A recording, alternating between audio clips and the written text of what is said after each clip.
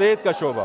جناب اسپیکر، مالی سال 2025-26 کے لیے وفاقی پبلک سیکٹر ڈیولپمنٹ پروگرام میں صحت کے شعبے کے لیے 21 اہم منصوبوں کے لیے 14.3 ارب روپے مختص کیے گئے ہیں، جو گزشتہ مالی سال کے مقابلے میں کافی زیادہ ہے۔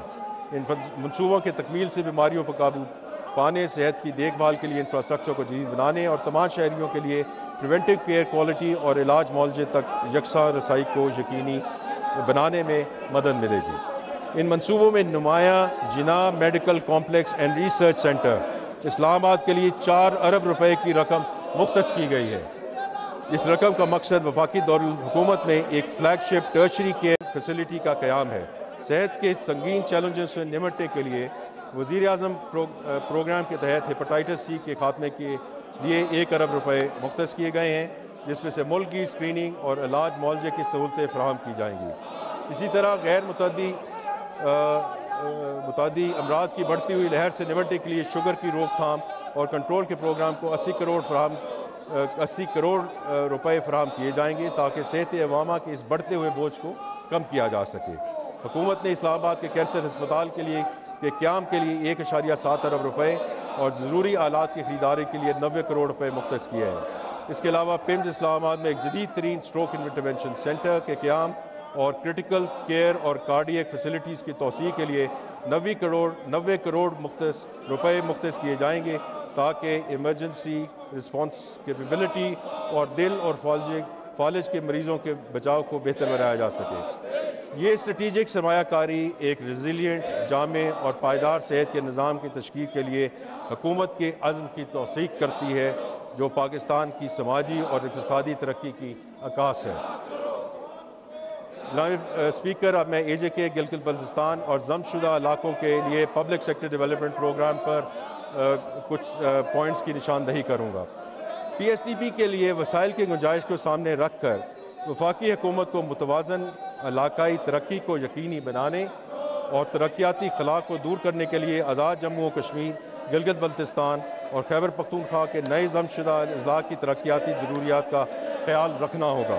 اس سلسلے میں وفاقی حکومت نے 2025-26 میں کل 164 ارب روپے مختص کیے ہیں، جن میں سے آزاد جموں اینڈ کشمیر کے لیے 48 ارب روپے، گلگت بلتستان کے لیے 48 ارب روپے اور خیبر پختونخوا کے ضم شدہ اضلاع کے لیے 68 ارب روپے سالانہ ترقیاتی پروگراموں اور مختلف انفرادی منصوبوں کے لیے مختص کیے ہیں، جو ان علاقوں میں متعلقہ گورنمنٹس اور وفاقی انتظام کے تحت ایجنسیوں میں زیر عمل ہیں۔ وفاقی حکومت آزاد جموں کشمیر، گلگت بلتستان اور KP کے ضم شدہ اضلاع کے لیے ADPs کی تشکیل کے لیے بلاک ایلوکیشنز فراہم کرتی ہے۔ وفاقی حکومت نے آزاد جموں کشمیر کے ADP کے لیے 32 ارب روپے، گلگت بلتستان کے ADP کے لیے 22 ارب روپے اور ضم شدہ اضلاع اور سابق 10 سالہ فاٹا پلان کے لیے 65 ارب روپے فراہم کیے ہیں۔ اس کے علاوہ وفاقی حکومت نے آزاد جموں کشمیر کے لیے وزیر اعظم کے خصوصی پیکج کے طور پر 5 ارب روپے اور گلگت بلتستان کے لیے وزیر اعظم کے خصوصی پیکج کے لیے 4 ارب روپے مختص کیے ہیں۔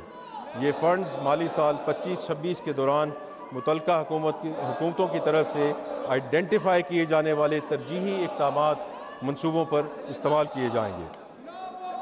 گورننس۔ جناب اسپیکر، گورننس مختلف شعبوں پر اثر انداز ہونے والا مسئلہ ہے، اس لیے عوامی خدمات کی مؤثر فراہمی کے مقاصد کے حصول کو یقینی بنانے کے لیے شاید یہ سب سے اہم عنصر ہے۔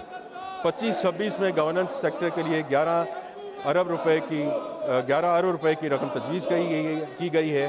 موجودہ مخلوط حکومت کے اصلاحاتی ایجنڈا کو پورا کرنے کے لیے جدت اور پروسیس ری انجینئرنگ، اداروں کی کیپیسٹی انہانسمنٹ، پرفارمنس مینجمنٹ، عوامی خدمات کی فراہمی اور ادارہ جاتی عوامی شعبہ کی اصلاحات جیسے فوکس ایریاز میں سرمایہ کاری کی جا رہی ہے۔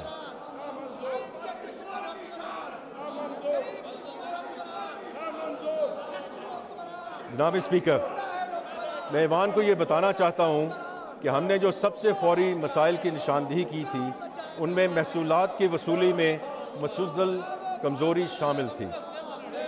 30 جون 2024 کو FBR کا ٹیکس ٹو GDP تناسب صرف 8.8% تھا۔ موجودہ حکومت کی کوششوں سے اور اللہ تعالیٰ کے فضل و کرم سے اس مالی سال کے پہلے 9 مہینوں میں FBR کا ٹیکس ٹو GDP تناسب بڑھ کر 10.3% ہو گیا، اور توقع ہے کہ جون 2025 کے آخر تک یہ مزید بڑھ کر 10.4% ہو جائے گا۔ وفاقی نان ٹیکس محصولات میں بھی گزشتہ سال کے 0.8% کے مقابلے میں بڑھ کر جی ڈی پی کا 1.2% ہو گئے ہیں۔ مجموعی طور پر وفاقی محصولات اب جی ڈی پی کا 11.6% ہیں، اور اگر ہم صوبوں کے 0.7% tax to G D P تناسب کو شامل کر لیں تو رواں مالی سال کے اختتام تک قومی tax to G D P تناسب 12.3% ہو جائے گا۔ ایف بی آر کے ٹیکسوں میں ایک سال کے دوران tax to G D P کے تناسب میں 1.6% تک کا اضافہ نہ صرف پاکستان کی تاریخ میں بے مثال ہے بلکہ حالیہ تاریخ میں دنیا کے دیگر حصوں میں بھی بہت کم دیکھا گیا ہے۔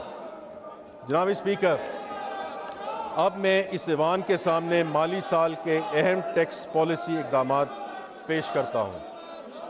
انکم ٹیکس کے حوالے سے تجاویز۔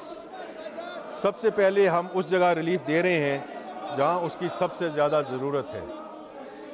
تنخواہ دار طبقے کے لیے ریلیف۔ وزیر اعظم پاکستان کی ہمیشہ یہ کوشش رہی ہے کہ تنخواہ دار طبقے پر ٹیکسوں کے بوجھ کو کم سے کم کیا جائے۔ اس حوالے سے تنخواہ دار لوگوں کے لیے آمدنی کے سلیبز میں انکم ٹیکس کی شرحوں میں نمایاں کمی کی تجویز ہے۔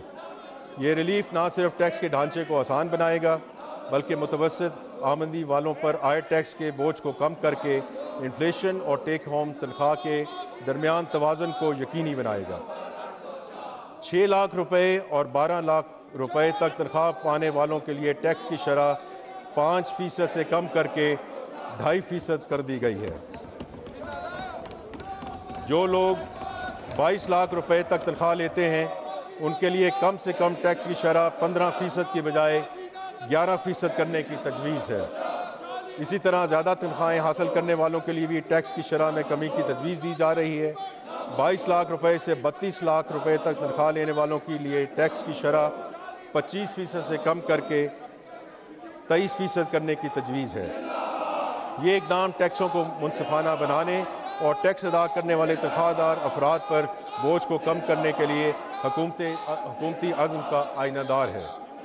اسی طرح حکومت کو اس بات کا علم ہے کہ ملک کی بہترین پیشہ ور افرادی قوت کو اس خطے میں سب سے زیادہ ٹیکسوں کا سامنا کرنا پڑ رہا ہے، جس کے نتیجے میں خدشہ ہے کہ انتہائی باصلاحیت افراد ملک سے باہر منتقل ہو سکتے ہیں۔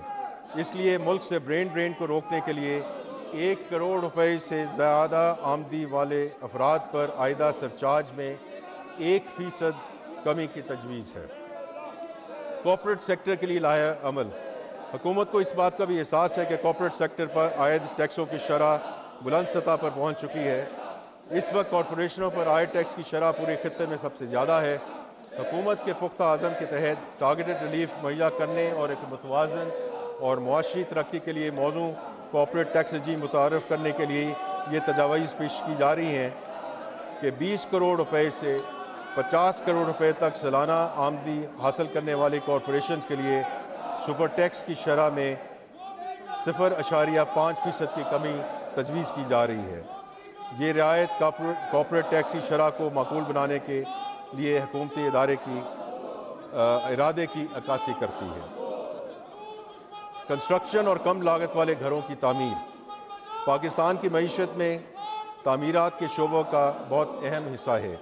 ہمارے بڑے پیمانے کی صنعتی پیداوار جو لارج اسکیل مینوفیکچرنگ کے شعبے پر منحصر ہے، تاہم بھاری ٹیکسوں کی وجہ سے اس شعبے کی اقتصادی سرگرمیوں پر منفی اثرات مرتب ہوتے ہیں۔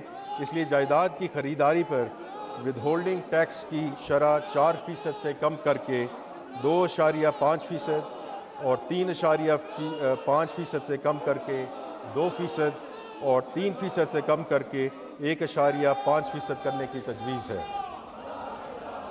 کنسٹرکشن کے شعبے کو مزید کم کرنے کے لیے کمرشل جائیدادوں، پلاٹس اور گھروں کی منتقلی پر گزشتہ سال عائد کی جانے والی 7% تک فیڈرل ایکسائز ڈیوٹی ختم کرنے کی بھی تجویز ہے۔ اس کے ساتھ ساتھ کم لاگت کے گھروں کی تعمیر کے لیے قرض فراہم کرنے اور مورگیج فنانسنگ کی حوصلہ افزائی کے لیے 10 مرلے تک کے گھروں اور 2000 اسکوائر فٹ تک کے فلیٹس پر ٹیکس کریڈٹ متعارف کرایا جا رہا ہے۔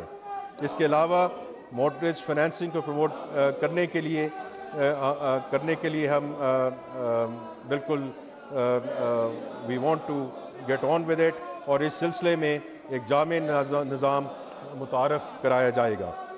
مزید برآں اسلام آباد کی حدود میں جائیداد کی خریداری پر اسٹیمپ پیپر ڈیوٹی 4% سے کم کر کے 1% کرنے کی تجویز ہے تاکہ گھروں کی کمی کو پورا کیا جا سکے۔ ہمیں امید ہے کہ صوبے بھی وفاقی حکومت کے اس اقدام کی حمایت کرتے ہوئے غیر منقولہ جائیداد کی منتقلی پر عائد بھاری ٹیکسوں میں کمی کریں گے۔ یہ امید کی جا سکتی ہے کہ ان اقدامات کی وجہ سے ہاؤسنگ سیکٹر میں تیزی آئے گی اور یہ شعبہ معیشت کی ترقی میں اپنا کردار ادا کر سکے گا۔ ہاریزونٹل ایکوٹی کا فروغ۔ حکومت ٹیکس کے نظام میں مساوات کو بہتر بنانے کے لیے کئی اقدامات متعارف کرا رہی ہے۔ یہ دیکھا گیا ہے کہ جہاں کمانے والے لوگ اپنی تنخواہ اور کاروبار سے ہونے والے آمدنی پر بھاری ٹیکس ادا کرتے ہیں، وہاں غیر فعال طریقے سے کمانے والے اور قرض پر